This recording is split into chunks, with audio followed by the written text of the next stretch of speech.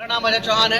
क्या पद है आपके पास? कर्मचारियों का प्रतिनिधि हूँ। अच्छा, क्या कहना चाहेंगे एक लाइन में? मैं एक लाइन में सब ये कहना चाहता हूँ कि जब अगर हमें 2 महीने तक के लिए बॉन्ड कर दिया गया है तो हमारा एक ही आवाज है, सामूहिक छुट्टी, सामूहिक छुट्टी चाहिए। और सामूहिक छुट्टी से बरेली में एक इतिहास लिखा जाएगा और इन अधिकारियों की आंखें खोलने का काम करेंगे। और 1-2 महीने बाद क्या हम चेतावनी भी देते कि ऐसा धरना प्रदर्शन होगा बरेली के अंदर कि पूरे उत्तर प्रदेश के इतिहास में लिखा जाएगा। कर्मचारी एकता जिंदाबाद, कर्मचारी एकता जिंदाबाद। जिस तरीके से अपनी मांगों को लेके नगर निगम में धरना प्रदर्शन करने के लिए अपनी जायज मांगों को, नाजायज मांग किसी हमारे कर्मचारी की थी नहीं। मांग ये थी कि जहाँ पे हमारे कर्मचारी पहले से तैनात हैं वहीं पे रहे वो। अगर वहाँ किसी कर्मचारी की वहाँ कमी है तो आप उसकी वहाँ पे आपूर्ति कर दीजिए। इतनी सी हमारी कर्मचारियों की, हमारी संगठन की हमारी मांग थी कि किसी कर्मचारी को कोई तकलीफ ना हो। अब क्या करेंगे? मान लो अगर तकलीफ अगर हो रही है तो क्या करेंगे? अब ये हमारे नगर निगम प्रशासन कह रहा है कि आचार संहिता लग गई है, आप धरना प्रदर्शन नहीं करेंगे। हम धरना प्रदर्शन नहीं करेंगे। हमारे जो 1200 कर्मचारी हैं नगर निगम में, वो 1 महीने की सब लोग छुट्टी जाने के लिए कह रहे हैं। बरेली हम सब लोग छुट्टी पर चले जाएंगे 1 महीने की। वर्ल्ड में इतिहास बनेगा।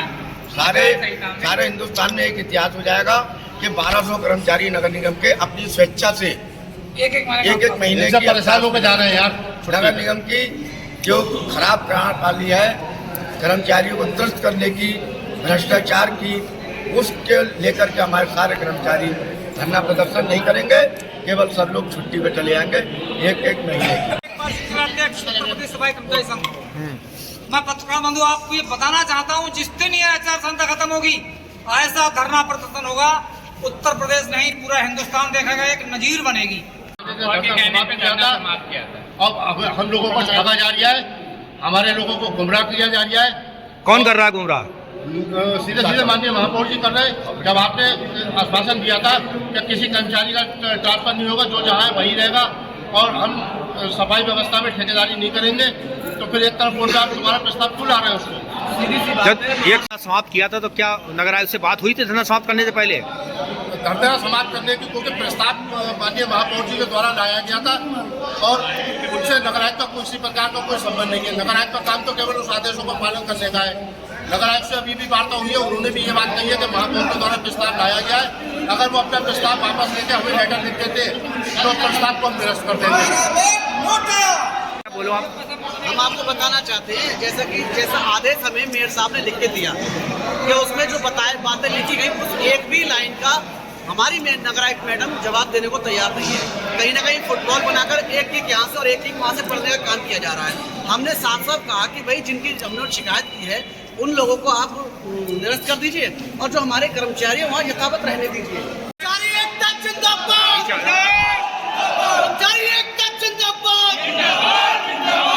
क्या हुआ आज वार्ता में? आज वार्ता में मेयर साहब ने जब धरना यहाँ पे खत्म कराया था, कुछ उन्होंने अपने लेटर नगर आयुक्त महोदय को लिखा था।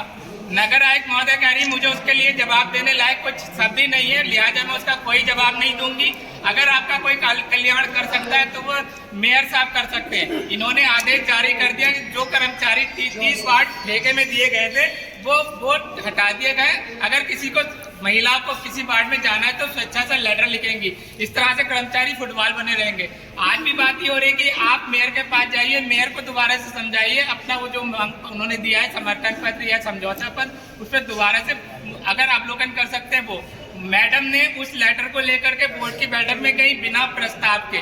अगर प्रस्ताव हो तो उस लेटर पे बात करने के लिए तो सारे अधिकारी और वो जितने सब पार्षद से मेयर से सब उसमें बात जरूर करते, प्रस्ताव पे आते, उस पर कोई डिस्कशन नहीं हो रहा है यहाँ पर। अभी भी बात ये हो रही है कि कोई कर्मचारी अगर वापस जाना चाहता है, वो भी महिलाएं खास तौर से वो लिख करके देंगी। हमने कहा आपका आदेश देने की बात है, आप आदेश दे सकती है कि जो महिला पुराने वार्ड में पुराने वार्ड पे ही रहेंगी।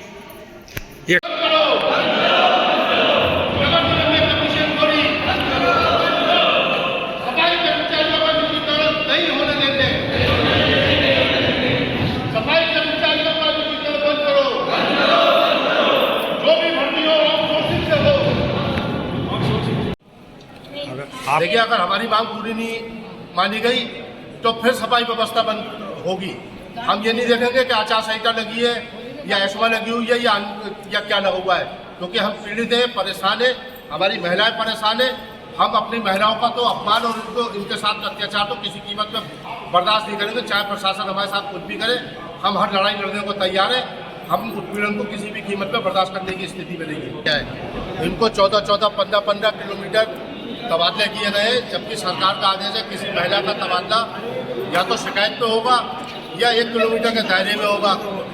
तो उस सरकारी आदेशों की भी यहाँ अवहेलना की जा रही है प्रशासनिक स्तर पर, और इनको 14-14, 15-15 किलोमीटर भेजा जा रहा है। महिलाएं इतना परेशान है, या तो इनकी कोई शिकायत हो तब तो सही है।